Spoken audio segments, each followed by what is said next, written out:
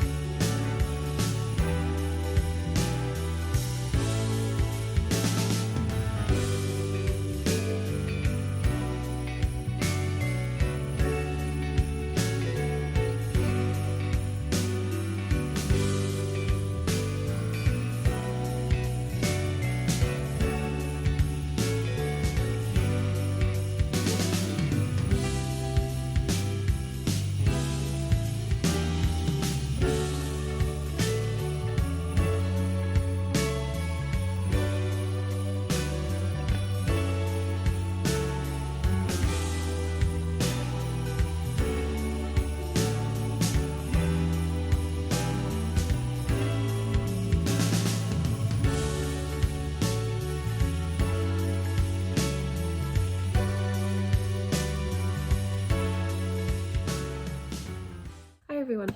So I've actually been filming like B-roll for a few days but I haven't actually sat down to talk in front of the camera yet. So I wanted to do some version of vlogmas for the month of December. Currently it's the 6th of December today. Yeah, I do plan to read a lot this month. So yeah, December's been fun so far. I think I did get a lot of footage of me baking gingerbread men. The cutter I have, I don't know, is it a soldier or a nutcracker or a little drummer boy? I'm not quite sure. I made them for my church fair. They were raising money for charity and stuff, so every year I usually bake something for that. So yeah, that was really fun. Put on the Princess Switch, which I adore. I think I've watched it 3 times now. I think I've watched it every year since it came out. And it's so bad, but it's so good. Like, it's very self-aware, cheesy, and I really like Vanessa Hudgens too. So yeah, I'm currently reading 2 books. So at the moment I'm reading The Winter Garden by Alexandra Bell, and I picked this up. I got it from a book box club a while back. I don't know which month it came in, but it was definitely the only thing on my shelves that was very specifically wintry. And it is actually funny because the story takes place over the course of like maybe so far 2 years, I think. So it's not just set in winter, but the premise of this book is you have Beatrice and her friend Rosa, and you have both of their perspectives, and both of them kind of discovering this magical winter garden, and it just kind of appears to people when they really need it. So it's kind of a Narnia-like situation. But yeah, this book is really atmospheric, it's really magical. Definitely a lot of magical realism, but then also quite dark as well. Like, there's mentions of rape in this, there's mentions of depression. A lot of this book has very stark reality, and then it has very stark magical realism in it as well.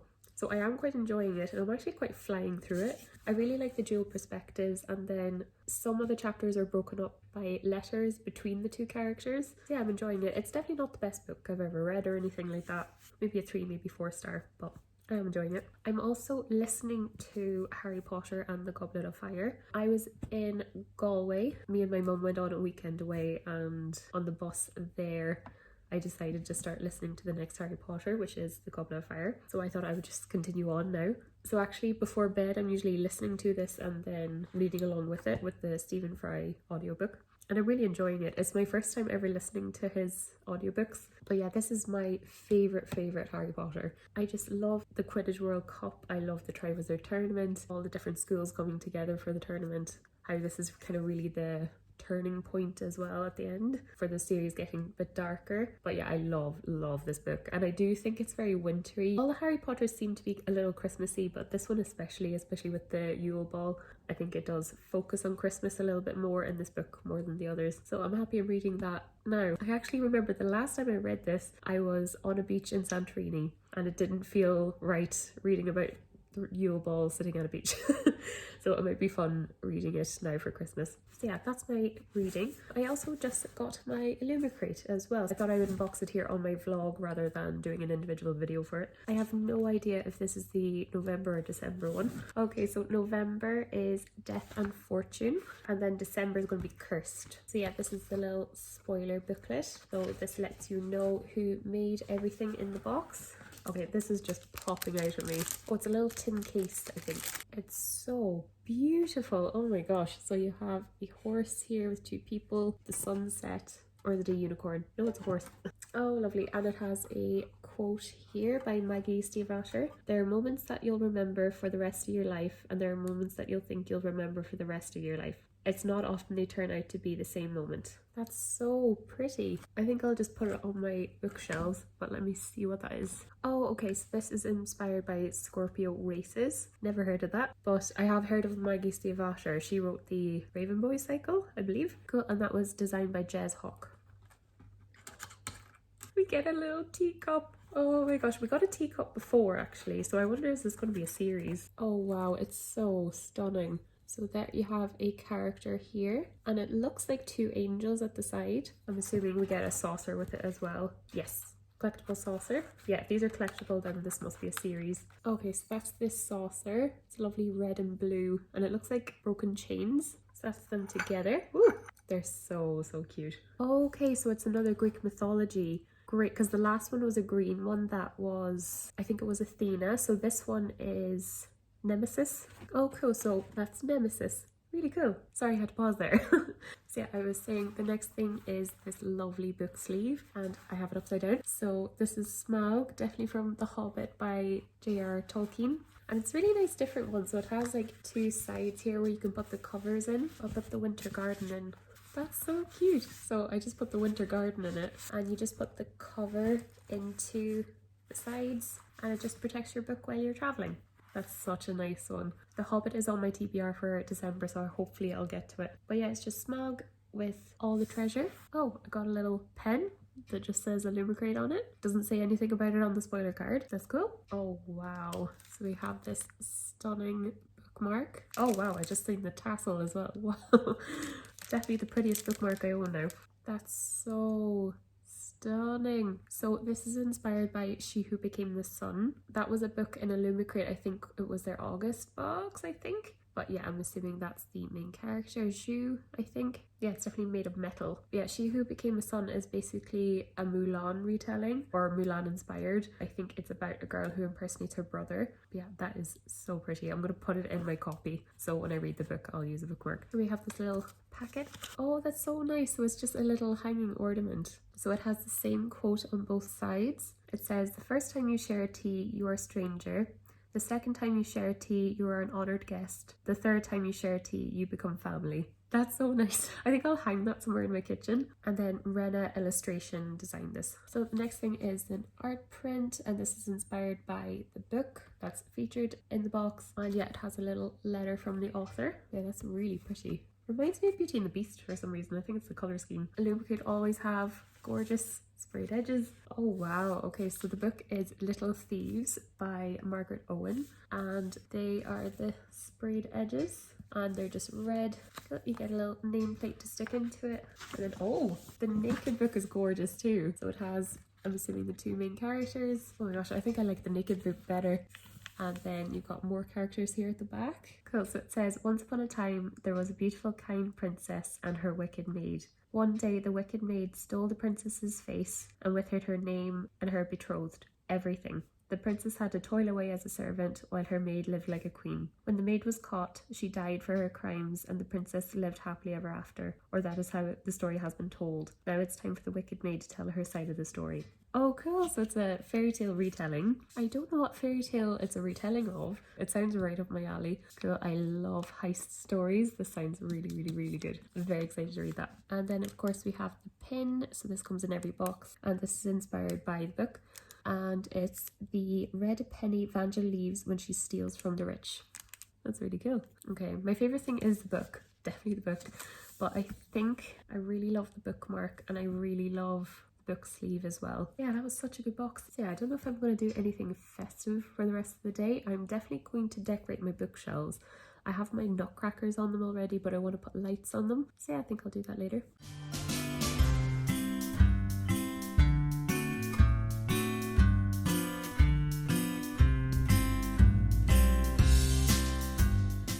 Okay, that's not well done at all. I should have like maybe done each box as I went because they're kind of doubled up here and then there's none here. Anyway, I'll turn off the lights and see what they look like. Oh, I love it. Yeah, there's definitely a little cluster of lights here. Okay, I think I'll do like a mini tour of my bookshelves. So down the bottom, I have this Alice in Wonderland makeup bag and I just have nowhere else to put it. So I have it there. Don't really want to leave it there, but and then just some random crap basically that I have no place for. And these are all paperbacks that are kind of like the standard paperback size.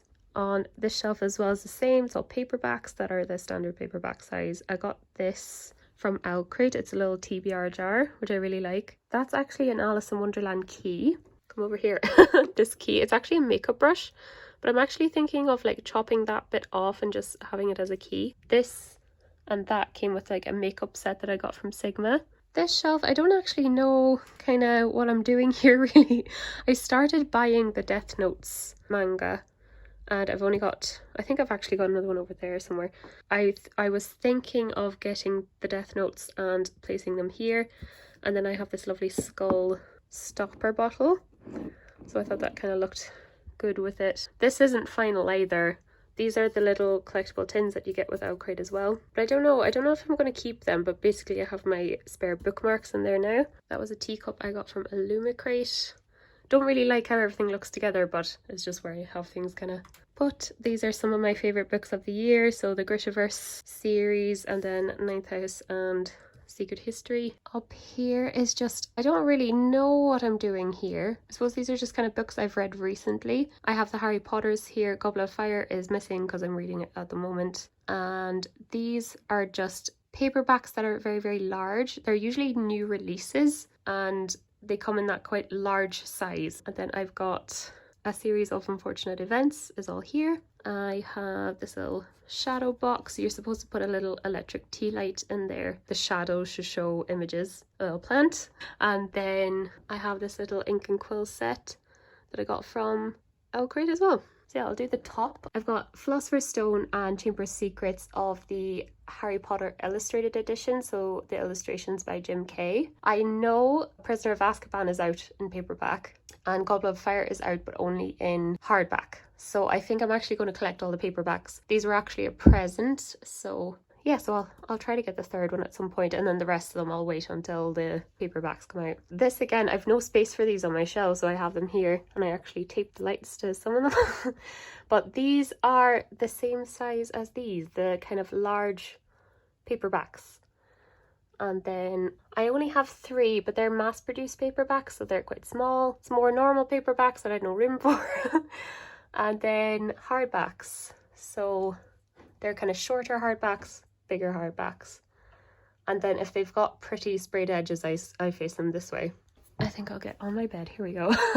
So these are my tall paperbacks. And then I have, the lights kind of stopped a little short there, but oh well. I've got my Nutcracker there. I got him from Penny's or Primark if you live in the UK. And then I have this little Percy Jackson sword.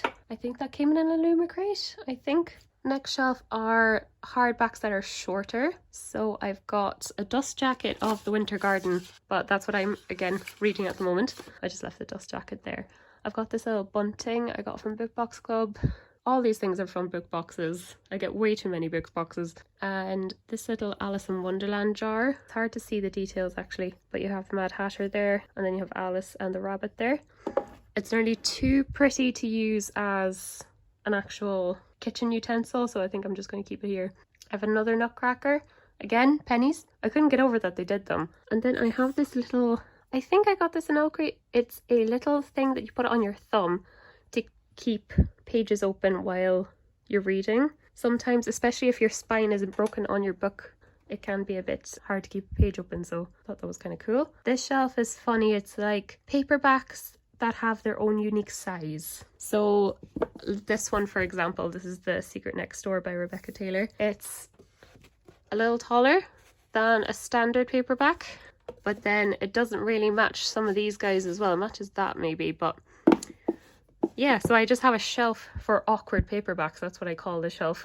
This shelf is a bit volatile. It's books I want to get to sometime soon. So this kind of chops and changes all the time. But what I think I might do is turn it into a manga shelf. So I've got 1 and 2 of Attack on Titan there.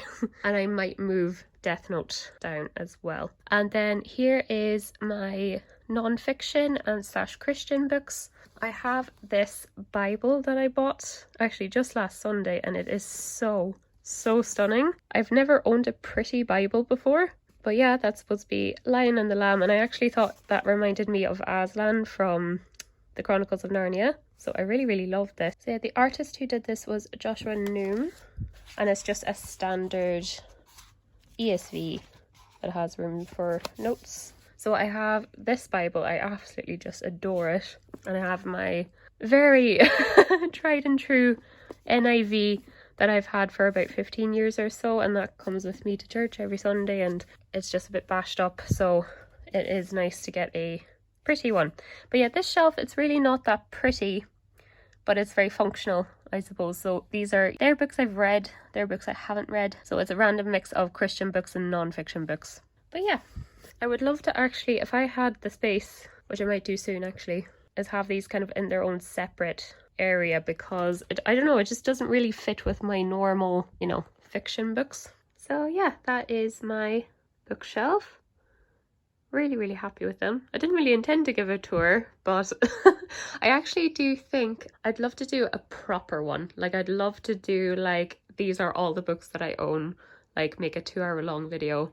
Would love to do that. I'm really happy with it. The lights are just a bit messy, but I don't really care. Hi everyone. So it's actually the 9th of December today, and if you have a Goodreads account, you know this is the day that the Goodreads winners for 2021 has just been announced. I'm like happy enough with the selection. I don't think it's terrible, but yeah, none of the books I voted for won. Before I get to that, I actually wanted to do just a quick reading update, because I've been filming bits and bobs for this vlog for about a week now, so I've been reading a bit. So yeah, I might just quickly mention Harry Potter and the Goblet of Fire. I'm on, last night actually, I just got up to page 230, and this is just when Harry's name is brought out of the Goblet of Fire. I love this book. This is my favourite Harry Potter book. Kind of mentioned this before, but I just started listening to the audiobook when I was on a bus journey, so I thought I would continue, and I do think this is probably the most Christmassy one, so I'm kind of glad I'm reading it this year, just with the Yule Ball and everything in it. But it's Harry Potter, don't really need to explain it, but I really love this book. I think I just love the tournament trope. I love how at the start it's kind of like lots of serious things are happening, but I feel like Harry and Ron are so kind of laid back and such teenage boys. You can see how they're like just starting to like girls, and they're eating lots of food like most 14-year-old boys. So yeah, I love this one. I feel like even though it has such serious kind of things that happen in it, it still has quite a light tone. Obviously that changes at the end, but obviously Harry Potter takes a while. Like, I'm kind of listening to the audiobook and reading along, and what I've been doing is kind of like every night I've been kind of switching between these two. The next one is The Winter Garden. I have the dust jacket off it, but this is The Winter Garden by Alexandra Bell. I'm on page 265, which is chapter 21.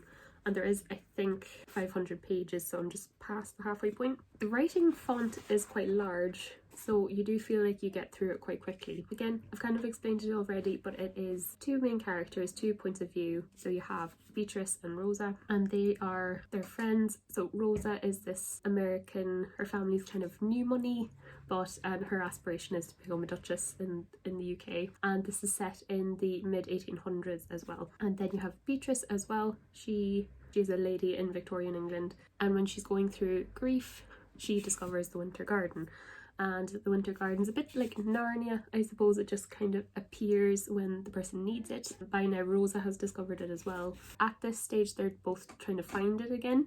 Yeah, I just reached a really gut-wrenching chapter. Like, it was just really sad. There's actually, for such a whimsical book, there's a lot of serious topics in it. So there's depression mentioned for both characters, and there's rape. There's also really good representation in it as well, because of Beatrice, she has a stammer. She also states that she doesn't feel attracted to men and doesn't feel attraction at all, so most likely she's asexual. And yeah, I'm really liking the writing style actually. Some of it is letter correspondence between the two characters, some of it is just dual points of view of their lives. Yeah, really enjoying it. My only critique at the moment is that you have these women who go through these kind of horrible things. They discover this magical garden, the garden provides them with solace and everything like that.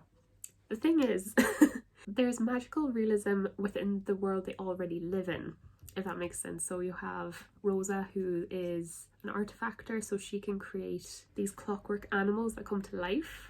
And then Beatrice is fascinated by nature. There's like reports in this that there's trees that give you knowledge and flowers that can make you see the future. So there is a lot of magical realism within the world they're already living in, which makes the Winter Garden more plausible, I suppose. But the fact that they're searching for this so much when their own world is already a bit magical, I don't know if does that quite work. Like, I was a bit shocked when the clockwork animals were introduced, and I was like, well, that's really magical. I think if it was like stark reality plus this magical world, a bit like Narnia, maybe it would appear more magical, if that makes sense. But anyway, we'll see. There's actually a competition element in this book as well, so I'm excited to get to there. And that plot has only just been introduced at the halfway point. So yeah, there's been a lot of setup for the characters.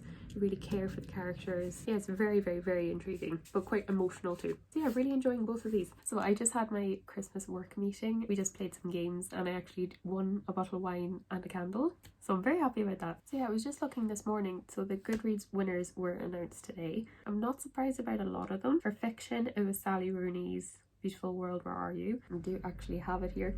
I did read her book Normal People, but I haven't gotten to this, but this was released this year. It's been so hyped. I think it's about two different couples and their lives, I think. The best thriller was The Last Thing He Told Me by Laura Dave. I have no idea what that's about.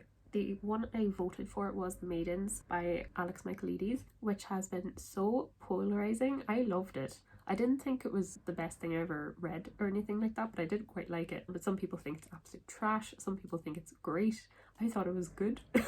So it was the only thriller I read out of the shortlist, so I voted for that, but didn't win.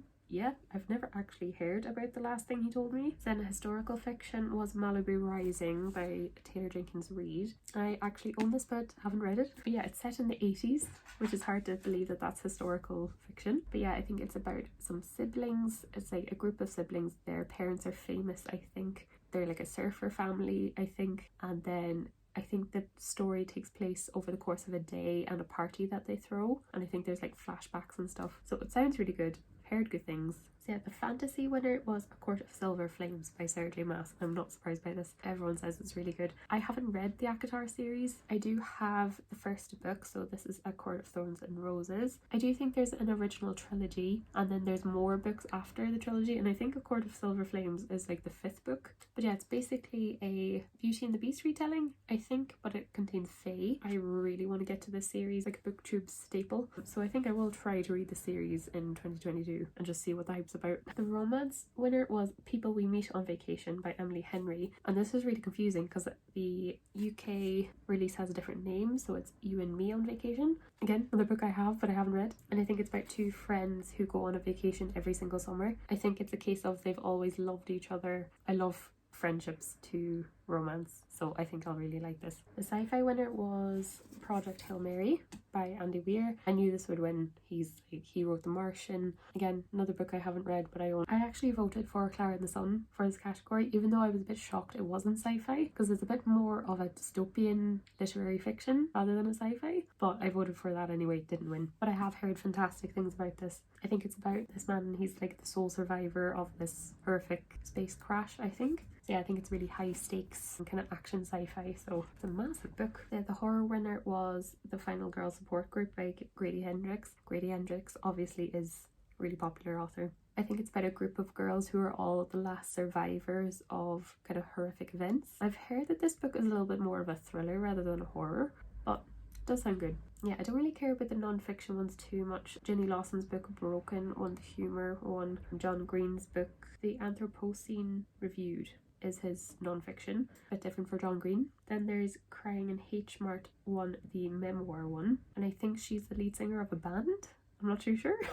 And then the history and biography was Empire of Pain, and I think that's about the family who created a painkiller. But yeah, I'm not too interested in reading non-fiction too much. It's not really the genre I get into. But so the graphic novel winner though I am interested in reading, that is Lore Olympus, and I think that's a Hades and Persephone romance graphic novel, so that does sound very good. The poetry winner was The Hill We Climb by Amanda Gorman. If I'm not mistaken, is that the girl who recited her poetry at Biden's inauguration? I'm not quite sure. Debut novel I'm very excited for. So that is The Spanish Love Deception by, is it Elena Armaz? And this is fake dating. So I think the main character, she tells an elaborate lie that she's going out with someone and she has to fly to Spain, and her ex-boyfriend and his fiance are all going to be there. And so I think she gets, what's his name, Aaron Blackford, to be her fake date, and I think it turns into a true romance. But yeah, I've heard class things about this, and this is this author's first book, and I heard it was an indie book originally. Simon and Schuster have published it. So yeah, I've heard fantastic things about this. I heard the love interest in this is amazing, so can't wait to get to that. The young adult fiction was Firekeeper's Daughter, and that is by Angeline Booley. I kind of recognize the cover. I've never heard anything about that actually, so I don't know anything about the story, but I've heard it's good. Then for young adult fantasy, it's Rule of Wolves by Lee Bardugo, which I have as well. I actually haven't read King of Scars, so that is the Nikolai duology from the Grishaverse. I've read the trilogy and the Six of Crows duology this year, so they're fresh in my head. Yeah, I'm excited to get to them. I've heard that they're like okay, but Lee Bardugo is so popular that I'm not surprised it won. The Goodreads awards are a popularity contest really. But yeah, I've heard it's not the best one out of the Grishaverse series, but yeah, still, regardless, I'm excited to read it. Then middle grade was Daughter of the Deep by Rick Riordan, and I'm actually really shocked Amari and the Night Brothers didn't win. Daughter of the Deep though, it is Rick Riordan who wrote the Percy Jackson series, so he's a super popular author, so I'd say people read this because they know of Rick Riordan. But yeah, that is quite cool. I'm actually going to film a totally separate video on me reading all these books and seeing what I think. I'm really excited to get to it.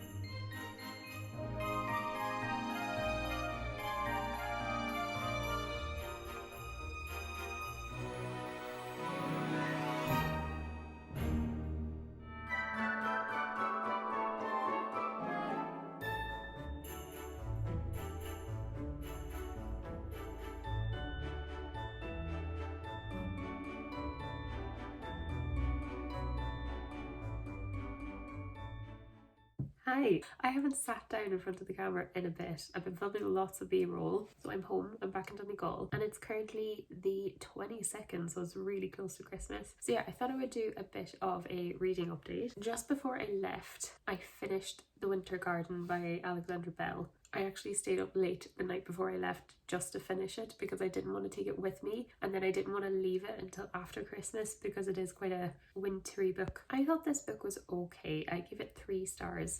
It definitely wasn't for me. I thought the author was trying to be really atmospheric. So for example, it'll say things like, oh, the rain smelled like new promises, or something like that. The writing was like that. It was really intentional to be magical. What I didn't really get about it was the magical boundaries. The whole book is these 2 characters trying to find the winter garden, and they're competing in this competition that their own gardens would be part of the winter garden, but the world that they currently live in is also magical as well. Like, one of the women creates this hybrid plum tree that can tell you your fortune. There's these frogs that can let you see how another person sees you, kind of all these things. And I was like, if their world is already quite magical, then what is really magical about the winter garden? So I don't know, I kind of wish there was a bit more of boundaries. Like, if the real world was totally real. So I was kind of expecting a Narnia situation, but it was good. The main characters are both really flawed, and I suppose you can like them or not. There is some very good representation in it. One of the main characters, Beatrice, she has a stammer. It's alluded to that she's asexual. There's a lot of commentary on women's rights in the early 1800s, where this is based in. There's a lot of trigger warnings as well. There's rape, there is drug use, there's depression. There were some really good things about it too. Like, there was kind of a lot of the main kind of theme running through the book was how making a decision can really alter your life. And a lot of the book is the characters thinking they should change things or make wishes to change something in their lives or decision they made. That was quite interesting and I really liked it. It was really gut-wrenching in places too. I didn't cry, but it did like make you really sad. There is just some very sad things that happen in the book. So overall, I enjoyed it, but I didn't think it was fantastic. It's definitely one of those books that someone else would give it 5 stars and love it. So it's kind of to each their own type book. The writing was very good. The story, the pacing was very good. But yeah, probably just not my cup of tea. Then on the train on the way up here, I started reading King of Scars by Leigh Bardugo. Currently, I'm only on page 65, and basically this is a duology attached to the Grishaverse, and then basically it involves a lot of the side characters from the original trilogy and then from the Six of Crows duology. You definitely need to have all those books read before reading this. I'm already noticing the start is very, not info dumpy in a bad way, but it is really setting up where we are in the Grishaverse, what's happening in Ravka since the other books. I actually read the original trilogy like last April, I think. So like there's some elements that are like I forgot. I read Six of Crows and Crooked Kingdom a bit more recently, but that's a little bit more fresh in my head. But yeah, it basically kind of combines the two but focuses on the side characters, and I'm liking it so far. Really liking it. I love Leigh Bardugo's writing. I love the dialogue, especially for Nikolai. It started off really well, so I'm thinking I'm going to really enjoy this. I've heard that the ending of this is crazy, and then I brought Rule of Wolves with me as well, the sequel, to hopefully read over Christmas. So yeah, for the rest of this week, it's the 22nd, so I still have to wrap all my presents. I'm doing the dessert for Christmas dinner, so I think I'm going to make a chocolate orange cheesecake. There's going to be our family and then my uncle's family, but there's lots of kids, so I need to make a lot. I am very excited for Christmas this year, but at the same time I'm not feeling very Christmassy, and I feel like everyone feels the same way. And I don't know, is it just with the pandemic and like kind of new rules happening in Ireland and the UK, but I do think it's still going to be a really good day.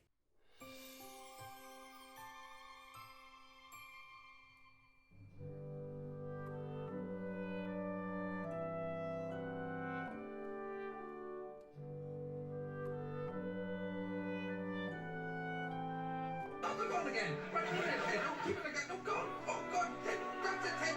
Here's it. Go back. Go back. Dougal, just sit down.